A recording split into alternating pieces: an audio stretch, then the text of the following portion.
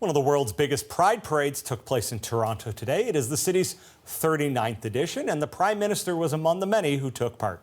It's just a wonderful privilege to be again walking in Pride here in Toronto, Canada's largest Pride parade, as Prime Minister. I think it's important, not just for everyone who's out here today celebrating, but people who are at home.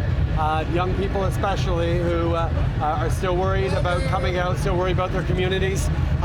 This message that politicians of all different stripes are out to support them, that the country takes to the streets across Pride Month and at Pride events to support our friends in the LGBT communities, that we are all allies, continues to be an important message here in Canada and, of course, around the world.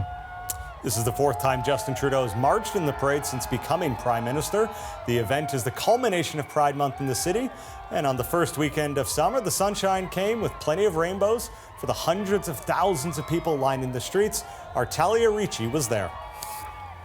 The celebrations of Pride Month really all come down to this, one of the biggest parades in North America. And while today has been peaceful and joyful and celebratory, we're also seeing a little bit of extra security here today. Now, this comes after an altercation at Hamilton's Pride last week that resulted in several injuries. There was also an incident at Detroit's Pride a little earlier this month. Now, we spoke with the co-chair of Pride Toronto to hear why they're being extra cautious today. We just want to make sure that it's clear to those who would seem to thwart our celebration of queer and LGBT pride to ensure their safety and the safety of our participants.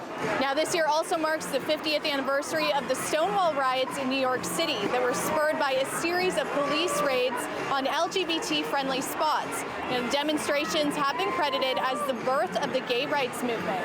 And while this parade usually wraps up late in the afternoon, it's expected that the partying will go well into the evening.